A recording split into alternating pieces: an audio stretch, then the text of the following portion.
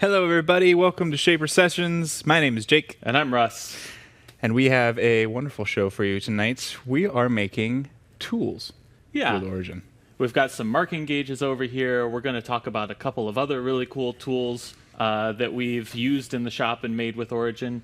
It's a great tool for that because we bring precision into your workshop. That's our mission. We don't talk about it very often, but bringing precision to the world of craftspeople. That's the thing. Digital precision. Yeah. And so what do you want when you're making a hand tool or a marking tool of any kind? You want it to be dead on accurate. You want the fit to be tight. And we're going to show you how to get that today.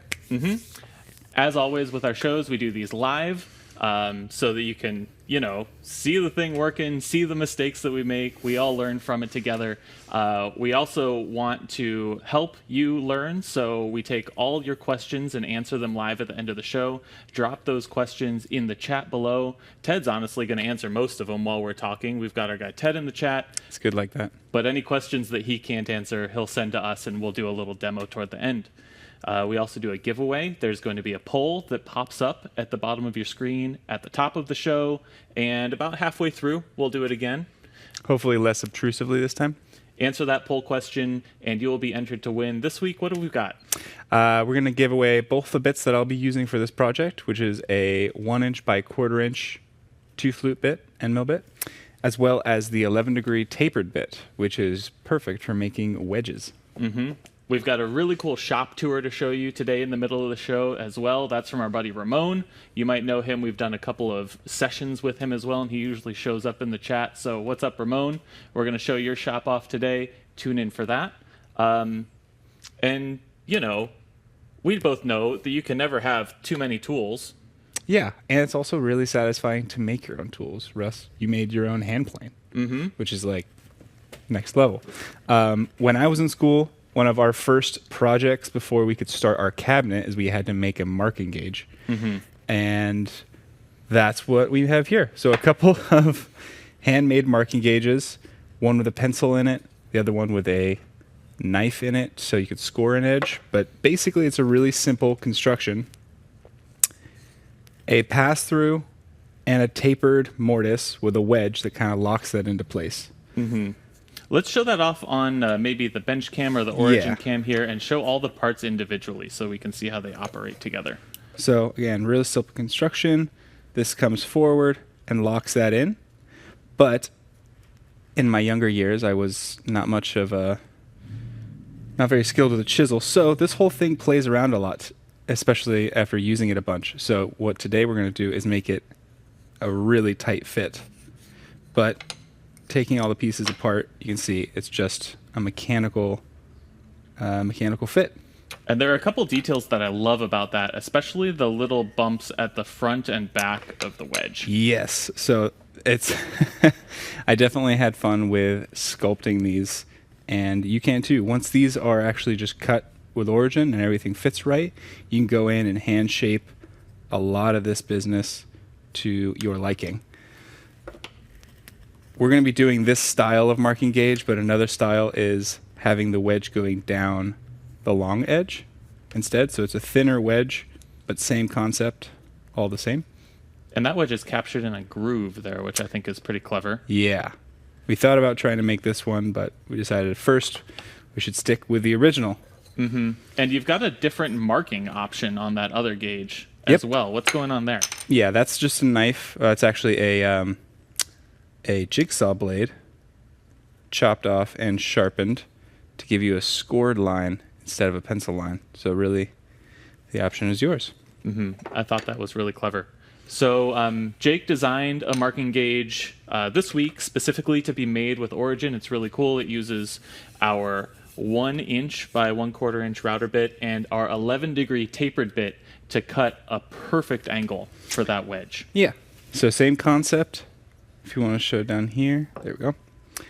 Got my pencil lead in there, captive wedge, and a much tighter fit than what I could do early on with a chisel. Yeah, let's show that one more time. That's the beauty of that captive wedge right there, is that you can loosen it, move things around, and you're not losing the wedge. That's what that little bump at the front there is for. Just want to make that super clear how cool that is because it blew my mind when you showed it to me. What else are we talking about? Oh, we're going to touch on that We're going to save this one. We'll save that for later. We've got a special treat for after the break. Yeah. Without further ado, let's cut some stuff. Yeah, there's a couple little catches on this that I want to cover with y'all if you want to make this. The project will be up live. I'm sure Ted is posting that in the chat. But let's go ahead and look at our files right now. So we have the body, the throat, calling the hole that mortise through there the throat, and the wedge itself. So I'm going to first focus on throat. I'm going to go through, I'm going to pocket this out, test fit along the way. Once I get the whole oval cut out, I might have to adjust it slightly with a negative offset. That's totally okay. And then what I'm going to do is switch to that 11-degree tapered bit and very carefully cut just here to here. Using the same cut files, nothing fancy, just being really selective of where I plunge and retract. So I'm going to dive into this, start it off with a pocket.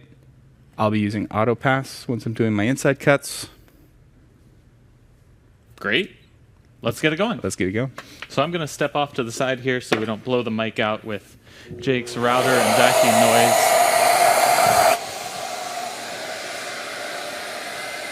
We love starting off with a demo just to show everyone who's new what we're working with here. This is Shaper Origin, and it is a handheld CNC router. So what it does is as you move it around, Jake is roughly guiding the router by hand, and that spindle moves independently of the router base, finely tuning and auto-correcting your cut as you go. And so for this pocket, for example, it's going to act like a standard plunge router when you're inside that pocket.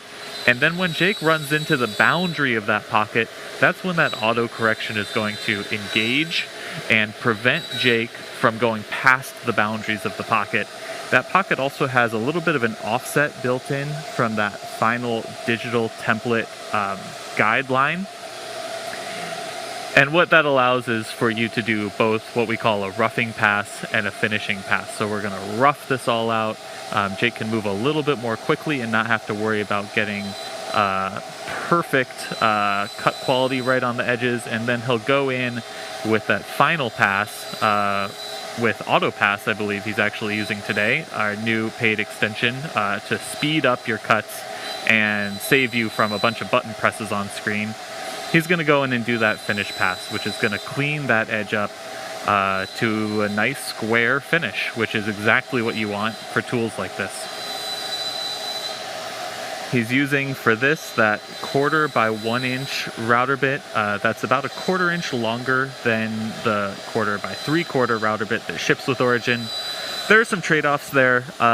With the longer router bit, it's a little bit less rigid, but it allows you to reach farther down into deep mortises like this. So we could basically consider this a through mortise. When we're doing longer, even bigger cuts that have room for it, we really love using our 8mm by 35mm long reach cutter. 3 flutes, very stiff. That's great to use, gives great cut quality. But when you've got smaller pockets like this and you need to reach down in there, that 1/4 by 1 is really the way to go. All right. As always, when we design things, I usually design line to line, but reality is things don't fit line to line. They need a little bit of tolerance. So always test fit and adjust from there. So that's obviously too tight. And it's going to depend on how you've milled your arm when you're making this. It's 3/8 thick, 1.25 inch wide, with a 1/8 inch round over on all edges. So there's a lot of variability in that. So each fit is going to be slightly different. But I actually know that I need a negative 0.011 offset. A little larger than we're used to, but again, I want this to be able to slide freely. And I'm going to go straight down to there.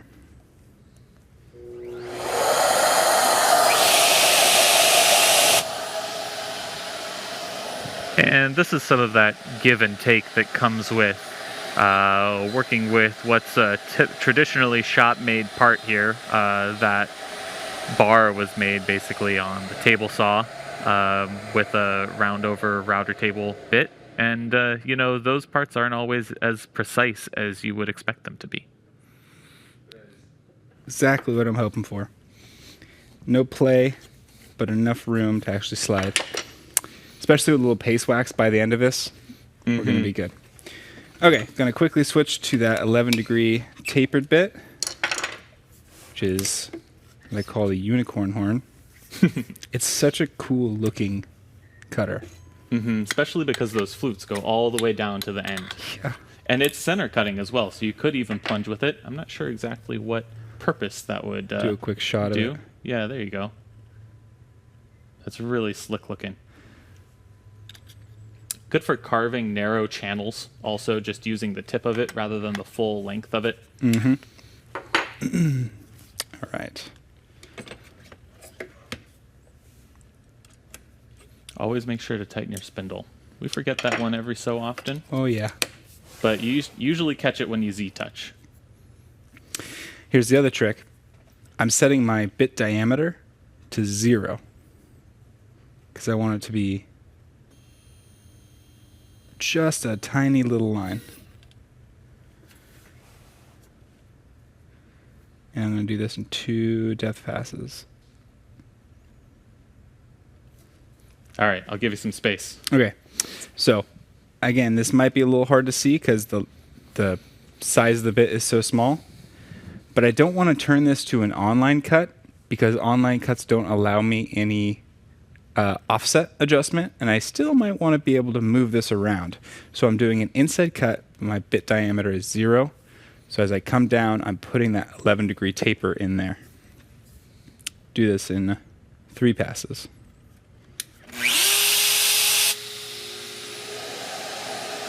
Good point there. We were talking about this before the show, whether to do this as an online cut or an inside cut. That online cut would allow you to use the same router bit diameter. That would be a 1/4 inch in this case, and it would put the center of that router bit right on the line, online cut. But since it's on the line at all times, you don't get to fine-tune those offsets like you do with an inside cut. So there are 2 things that you can do there. You can change the router bit diameter to 0, and so with that, Origin will put the center of the router bit right on the line, but you can still change those offsets. The other thing you could do is use the actual router bit diameter. You could use a 1/4 inch router bit, punch in that 1/4 inch diameter, and then offset the cut by half the router bit diameter. So move it out by half the diameter. That puts that center line right on line again. And there we go. So I actually have a normal wedge here to kind of test to make sure. Feel good? It feels great.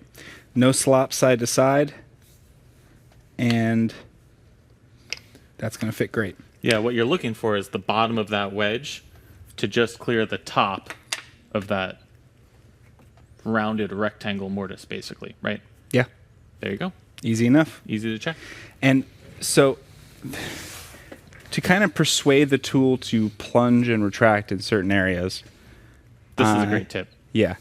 Instead of, let's get rid of this so I can see it a little clearer. Hopefully y'all can see this. If I plunge like this, it's going to jump to the closest line, which might be here, which is not what I want. So if I absolutely want it to hit that corner, I'm going to bias on the outside here. So the only place that it can go is directly to that corner on the plunge. Same thing when I retract. Don't be over here in your corrective range because it's going to work its way around that corner. Be on the outside of your corrective range and then retract before it has the opportunity to go around. There you go. I love that tip. I do that for almost every corner, by the way. I always stay on the outside of the corner so I don't get any surprises, so that Origin isn't moving when I don't want it to. Cool. So we got that mortise. I want to show everybody how easy it is to model that up. in Yes, Studio. absolutely. Because this is kind of a complex shape, but really fundamentally, it's mostly built with rounded rectangles. And that's what Studio is perfect for. We can build a couple of those rounded rectangles, shape shift them together, and then we've got this shape that you can drop onto Origin and cut immediately. So let's pop over to my laptop here and show that off. I've got here already pulled up Jake's marking gauge. Now I'm going to show you, this is on Shaper Hub as of about half an hour ago, latest projects. So here it is. To import this, all I did was sync this to my files, and then all of the files that you have synced, you can import to Studio using this file import button. And we're going to go through that whole process for a different project later in the show, but I've already done that here. And this is the shape that we're trying to make. This one, pretty easy to imagine how you would build that. It's a square and half a circle, shape shifted together. But if we look at this more complex shape, you might think, man, what kind of shapes all go into that? So let's draw this out. I know it's 1 1/4 inch wide. Let's start with that main rectangle. And so we're going to start with a rounded rectangle, unlink those dimensions, 1 1/4 inch wide. And how tall is that now, Jake? Oof, that is the lower section? Yeah, the height of that bar. It is The thickness of that 3/8, so bar. 0.375. Okay, 0.375. Great. So we've got that, and we want an 1/8 inch radius on that. We could even go a little bit bigger, maybe 0.15. Let's leave that at an 1/8. We can tweak that later if we want to go back. So we've got that shape. Now let's make these clearance notches over here. Those, all they need to be is just a little bit wider than that 1/4 inch router bit so that they can fit up in there. So I'm going to make those, let's say, 0.27 inches wide. What do you think about that, Jake? I think I did exactly 0.27 because I wanted to be able to do a 0.01 roughing offset. Mm-hmm. And I'm going to make that just for the sake of drawing this. Let's make that 0.4 inches tall. That's not tall enough, so I could change that here. I also could go in here, and by zooming in, I can just drag those handles. Now that I've changed that radius, I think I don't want to do that, but I can always, again, go back in here and tweak that height. So we'll do, let's make that 0.7.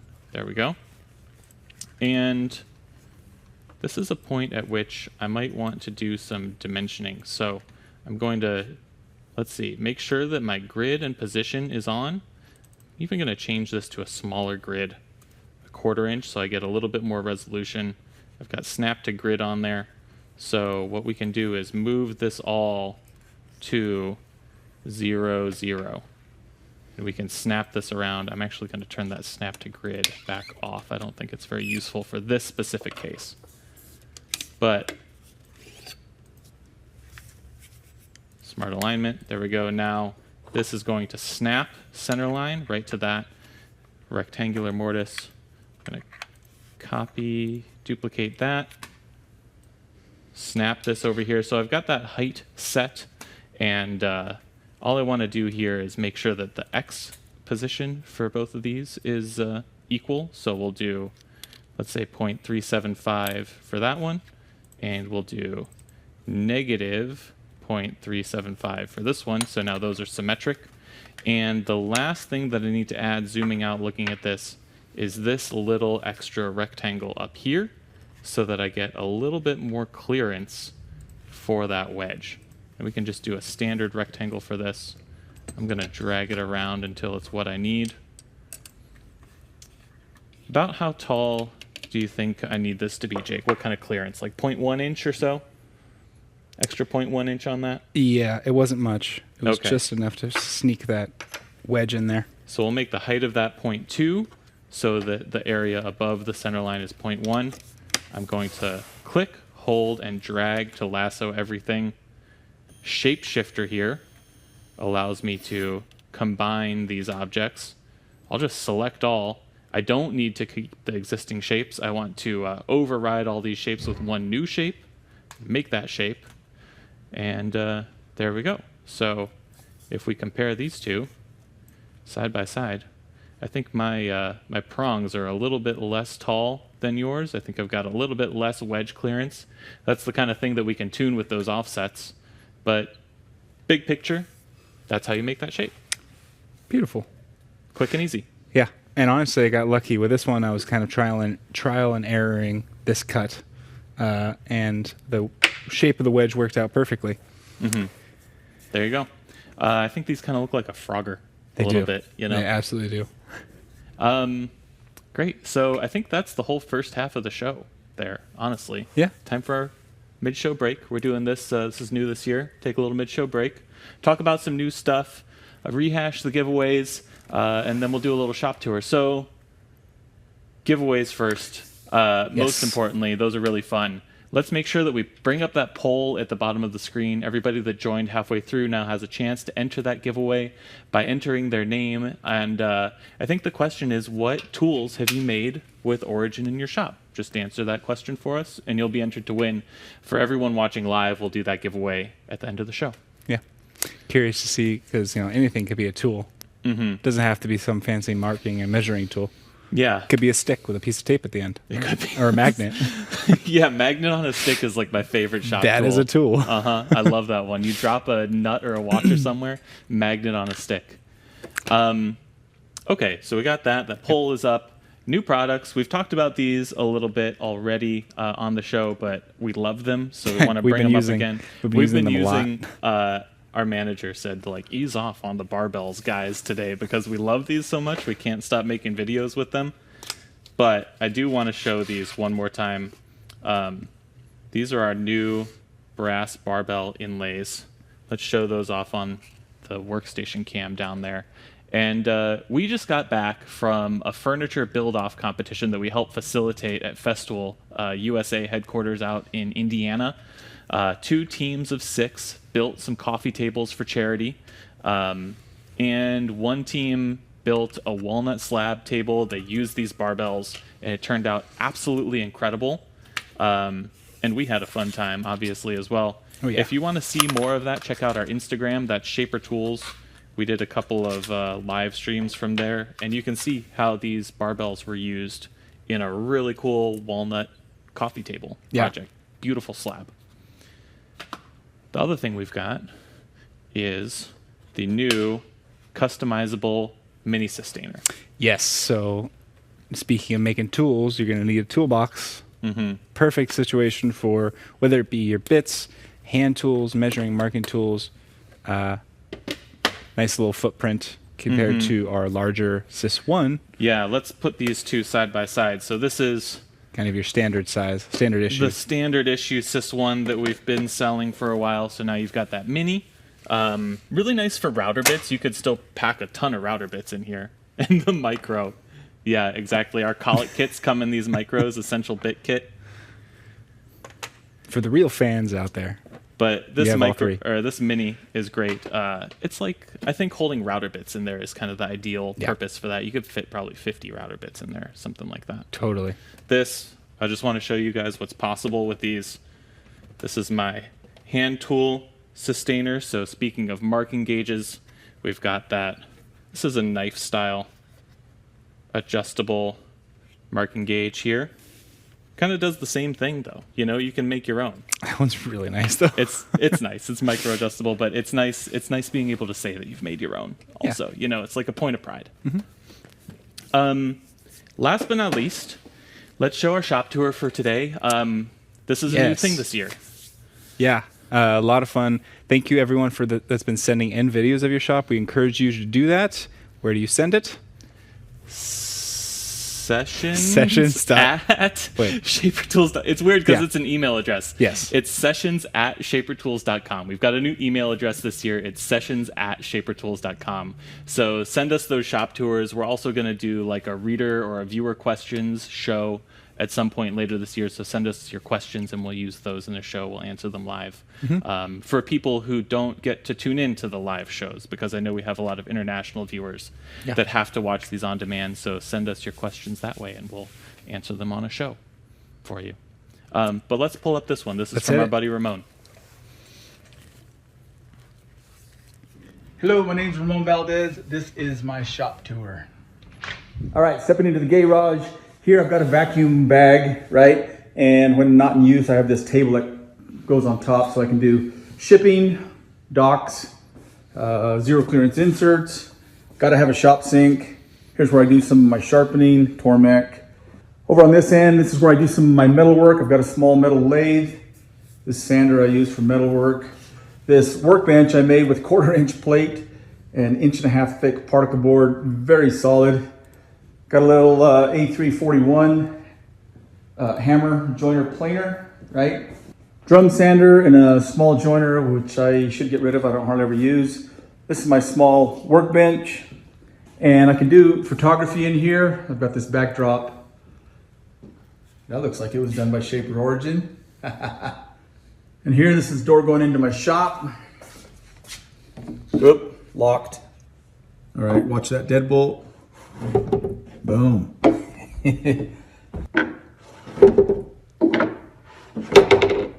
Magnets. This is the key. This dude lives right here. So cool. So in here, I've got the sliding table saw at this corner and regular cabinet saw at the other corner. Router table, chop saw, clamps. This is my main work area. This is where I have my workbench. Working on a blade storage box. These will be the handles. I'll have a YouTube video on this. It's going to be fantastic. This area gets used a lot. Of course, my beloved belt sanders, right? And a couple of Festool dominoes in the docks. Just finished installing this dude, and it is amazing. Full automation and very accurate. Panther router station right here. I need to do something with this. I'm not really happy with that. Small bench top planer, my large bandsaw, scroll saw in the corner, and the incredible Shaper Origin. So this thing is sitting on a table on top of my Shaper. Shaper like a big router table, right? And my father-in-law and I just finished making this thing. Primarily, most of this was done with the Shaper Origin. Beautiful. To the right, I've got my drill press, storage for a few routers. Kind of a small work area, but it works. We're gonna go in here. And in this room, I've got an edge sander, my dust collection system, some prized walnut from a tree that my grandpa planted in 1947, my small bandsaw, some more wood storage, sheet storage, some fall off, 80-gallon air compressor, Baltic birch. So yeah, this is where the mistakes happen. Take one, take two. Actually, being able to work with wood, mess it up, and then fix it. Yeah, this is where the magic happens, yeah? Oh yeah. Peace. All right. Thanks so much, Ramon. And thanks So for, cool. Sorry we showed everybody how to break into your shop, I guess. But Yeah. that magnetic latch is incredible. I have such shop envy right now. I know. That was amazing. That cabinet of routers. Yeah. Seriously. And the Shaper on a Shaper. Mm-hmm. Yeah, I wish we had a Shaper. We are Shaper. Yeah, well, we need a bigger router We table need is Shaper, what I'm Shaper. saying. Thank you so Very much. cool. We'll hit you up. We're going to send you a pack of those barbells as thanks. We love, especially these narrated videos. It gives Jake and I a little bit of a break from talking. Much appreciated. Great, I think that's it. Let's dive back into it. Sweet. We're going to cut the wedge out because there's a little trick to it. Because it's such a delicate little piece that is out of thick stock, if we were to just try to cut this out with nothing but double-sided tape holding it down, although it's great stuff, it's not going to hold such a small little piece. Mm-hmm. So we're going to use... Especially with that height. Yeah, especially that height. So we're going to use tabs. And for those of you that don't know, tabs is kind of a common thing in CNC language. Mm-hmm. But you can do them on Origin manually. You just basically retract, move over, and plunge again. So that's what we're going to do. I'm going to use my AutoPass to cut this down to 0.9 inches do a finish pass, come back, turn auto pass off, and then cut to full depth and leave two little sections over here and over here that I can come back in and chisel away. And Okay. that's hopefully all going to stay in there and not jump around on me. Yeah, you made one before the show, but you never know when It it's is- live. it That's the magic of doing it live. Or what did Ramon say? Mistakes? Yeah, mistakes, where the mistakes It's happen. either going to be mistakes or magic. In my defense, it is inch thick, quarter sawn, white oak. So White oak. Yeah. let's see. Buddy Sean's been making some controversial posts on white oak lately. Yeah, so yeah. You know how people feel about that. He doesn't need more press. Ha, yeah. All right, here we go.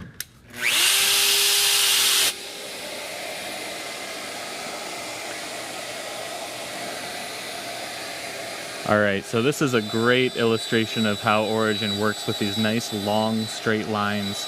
You'll see Jake moving the router in the general direction of the path, going the right direction and trying to keep the router as steady as possible.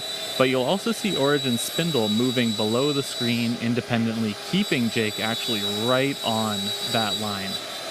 And the magic of this compared to how this worked, 3 months ago, 4 months ago, is that we're now using auto pass, which not only keeps you on the line as you go around, you also no longer have to punch in the different depths as you go. It's going to automatically ramp down to your final depth, and then it's going to automatically go in and take a finish pass. Now, I'm not sure if Jake set this up today to ramp straight into the finish pass because we're not going to the full depth, but you could see that's how it worked when cutting the mortise and the block side of that. Works the same way with mortise and tenons, really speeds up your process and, saves you from yourself in a lot of ways because we make a ton of mistakes here at the Shaper Shop, and the fewer opportunities that you have to punch in a wrong number, the better. I've plunged to an incorrect depth a handful of times, and it's always kind of a bummer when it happens. But AutoPass kind of helps save you from yourself. So with a little bit of that router noise kind of dissipated now, it sounds like Jake's taking a lighter pass, maybe closer to that finish pass. Coming around now, trying to keep even a little bit more steady for that finish pass just to get the finest and most precise cut quality there. And this is when he's going to go down to full depth, cut about halfway across the part, retract, we'll call it jog or just move a little bit past where he was, then plunge again and cut the other half of the part, leaving those tabs that could be chiseled away later just to hold that part in place so that it doesn't move around on him. And those are going to be really easily finished off with just a chisel or, some sandpaper, a lot of different ways to clean that up. It's not going to be much remaining. We'll see on the workbench cam here in a second.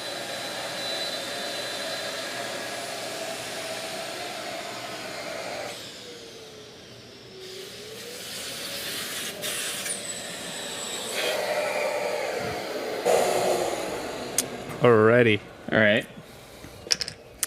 Bingo. Just a little bit of blowout there. Oh, yeah, but it's on the edge of my material. And that's okay because I'm going to shape that anyways. Mm-hmm. But I can come in and just like that. White oak, too. You did, jokes aside, you did pick maybe the genuinely, most difficult material to work with, in my opinion. A little chippy. A little bit. You want me to get you a mallet for Yes, that? please. Okay. I did not bring one. Yep. We always hope that we can get away without the mallet for just a show. It's aspirational. One of these days we'll make it. I love the mallet. All right, how about the red one? Sure. I think the wood one's over on the hand tool bench. We actually need a proper chisel chaser. A chisel chaser? Might be making that up, but one of those round mallets. Oh, okay. Yeah, gotcha. I've always heard of those called mauls. Like a hammer has flat faces or a mallet has flat faces. A maul is like that barrel shape. So I went a little thick on this tab out of fear Uh-oh. that it was going to cut loose on it. Usually a tab is really thin just so you can get through it really easily. But I went a tad thicker.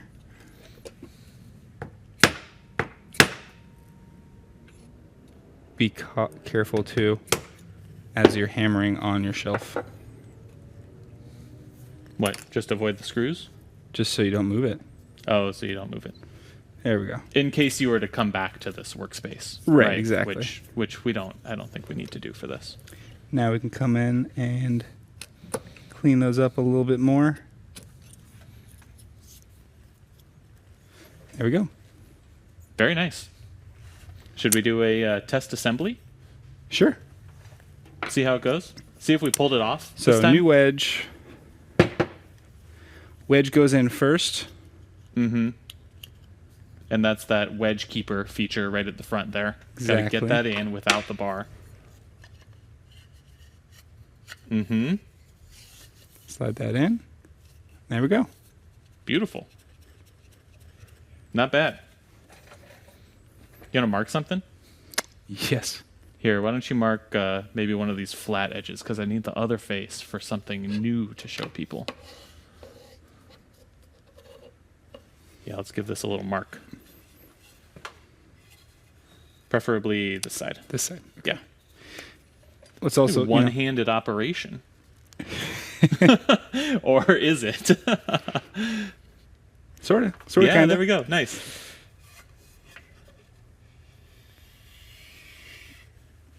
Beautiful. Look at That's that. great. Yeah, that's great. Beautiful.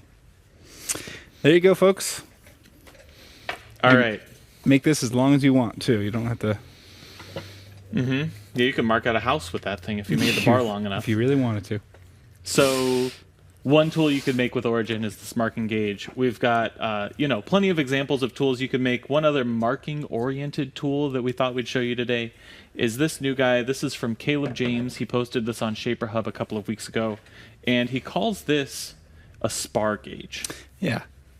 I wonder why. I don't know. We The should name's ask spar. him. Yeah, we should. We should ask him. And you know when we'll ask him? This is fun. We've been talking to Caleb more and more recently. He's going to be doing a masterclass with us in, let's say, about a month or so. Keep your eyes peeled. Not promising a specific date, but keep your eyes peeled. That's coming really soon. That's going to be on chair building. Yeah. So Very, very exciting. the way that he uses this, he goes over it in his masterclass. He also has YouTube videos and Instagram posts on this specific topic, is the way that this works is kind of like a center finder. You put this on your material and clock it toward the side, but it has two marking pencils in it. And what both of those pencils do is mathematically they're arranged so that if you mark all four sides of your work and then spoke shave the corners off, it'll turn your work into an octagon, which is really nice as a starting point for finishing really tasteful but sweeping, round, mid-century modern or Danish modern legs that Caleb is really well known for. So this is really handy. We'll just show the way that it works here. So you're going to put this on your piece, turn it as far as you can to one side, and then pull along the length, and you'll see that this piece is tapered. So as it tapers, it's going to automatically adjust and get wider. You'll also see, I'm missing that line a little bit, but we'll just go back on it. You'll also see that as I come around this corner, let's see if I can do this on camera, it's going to stay adjusted. Actually let's start again from the other end here. So narrow right out to a nice wide pencil mark. So there we go. We could do that on this side. We could do the same thing down this length. There we go. And then if I were to take this corner off right here, and this corner off, and this corner off, and this corner off, those would be like really tastefully proportioned. Yeah. Who knows? Maybe we can just do this attached to this chair. Mm-hmm. So let's show this to the camera. And while you're showing that to the camera, I'm going to pull it up on Shaper Hub over here. Not to mention, it's a really pretty thing. Mm-hmm. It's really nicely designed. Those cool shaper pencils. Whoa. So let's pull up the Shaper Hub page here, and you can see this in action on a much more swoopy and tapered piece here. So this is how this works, and you can see the proportions stay consistent as you go from wider to narrower on this. Now, this is really handy for marking out those octagons, but a lot of the time you want to just find the center line of something. And those center line gauges work a very similar way, and we can really easily modify this design in Studio to make this a center finder. And so I'm just going to show you this. It's going to take like 30 seconds because it's so easy. The best thing that I love about Studio is this import function. So we're going to import, let's see, did I sync this yet? First we have to sync to my files. There we go. Successfully added. That's what we need. Now we can go back here and import from my files Caleb James spar gauge. And I'm going to take the top view, which is this 3/4 encoded depth file, import. I want to place all of these shapes separately, so rather than all together, I'm going to click exploded, and that changes from place 1 object to place 6 objects. That's great, so I'll click that. Now, I'm just going to cycle through here to select these circles. I'm going to get rid of that one because I only need 1 for the center, and now I can take this, and with that smart alignment on, move that to the center, and there you go. So You've cool. got a center finder. So easy. This is already named as center finder in my files, and this is automatically synchronized to my origin, which is pretty slick. Super There slick. we go. Making tools, remixing other people's tools, which I think is great. Remixing other people's work, making it your own. Absolutely. Right on, folks. What do you think? We roll into Q&A. I think we are. Thank you for joining us. Yeah, thanks for joining us, everybody. If you're watching this on demand, join us live next time. We're going to be doing another show in 2 weeks, every other Thursday, and we'll be talking about Kyle Verbinder flat pack connectors. Yes. Very, very cool stuff. See you later. Cheers.